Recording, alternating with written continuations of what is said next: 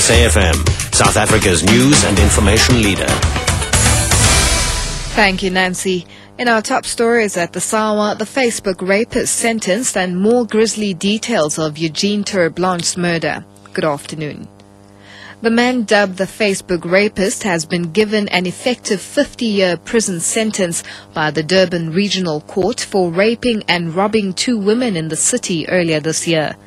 He admitted to luring the women by promising them modeling contracts and then took them to hotels where he raped and robbed them of their belongings, including cell phones, cash and credit cards. Bester has also been linked to murder and other several rape cases in Johannesburg and Cape Town. He was sentenced to 15 years for each of the rape charges and 15 years on each of the robbery charges for a total sentence of 60 years. However, part of his sentence for the aggravated robbery charges has been suspended for 5 years. More grisly details of Eugene Terblanche's murder have emerged in the Circuit High Court in Ventersdorp in the northwest. Paramedic Robert van Heerden is testifying in the murder trial of Chris Mahlangu and a teenage minor. Van Heerden responded to a call about an assault, but instead discovered Terblanche's body. The right-wing leader was found bludgeoned to death on his farm in April last year. The 2 farm laborers pleaded not guilty to charges ranging from murder to aggravated robbery. Candice Klein has the details. Van Heerden was the first person to see Terblanche's battered and bloody body. Using the light of a torch, Van Heerden says the first thing he noticed when he walked into the bedroom was a pool of blood on the floor. The blood was dripping off the bed near Terblanche's head. Van Heerden felt for a pulse, but there was none.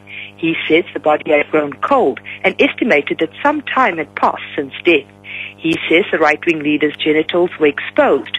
Van Heerden also noticed blood on the wall and blood spatter on the curtain.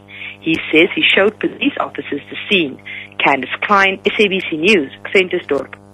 A 3-year-old boy who was slain in Gugulethu on the Cape Flats last week has been laid to rest at the Delft Cemetery outside Cape Town. Atenko Singone was killed and his body hidden in a suitcase.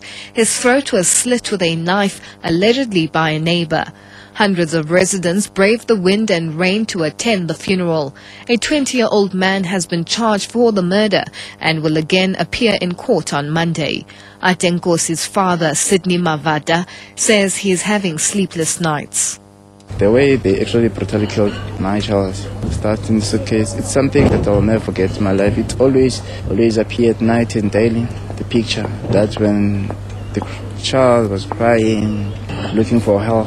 Maybe, Daddy, where were you when this thing happened? So it really kills me inside. Western Cape Local Government Minister Anton Bradell says some councillors of the Kanaland municipality in the Karoo will be forced to pay back salary increases they awarded themselves without authorization. Bradell was tabling his annual report in the provincial legislature. It says the municipality did not submit its financial report for this financial year.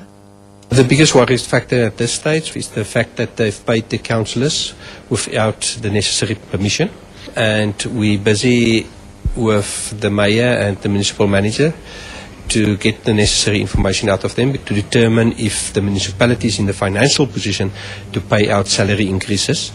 They have ignored that, and this also happened in 2006.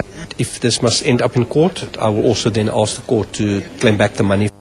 The National Credit Regulator, NCR, says the term blacklisted is a thing of the past. This is because credit bureaus now keep both positive and negative data about consumers' credit history.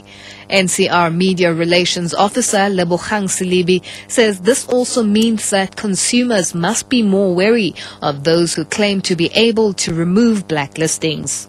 When their names are at the credit bureau, it reflects both positive and negative data based on how they're handling their own accounts. It will help with regards to credit providers assessing one's credit application. At least they will have a full picture of how one handles their own account. So when they're doing an affordability assessment on their side, it will help them with regards to determining the risk, and also as a consumer, it will help you to also negotiate for better interest rates.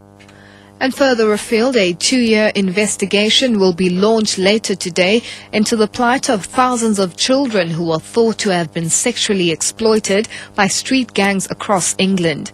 The investigation will be led by the Deputy Children's Commissioner for England, Sue Bolowitz. She says it's a problem any family could face. It crosses all cultures, all ethnic groups, all parts of our society in terms of levels of poverty or affluence. To access more news on your mobile phones, go to www.sabcmobile.co.za/news.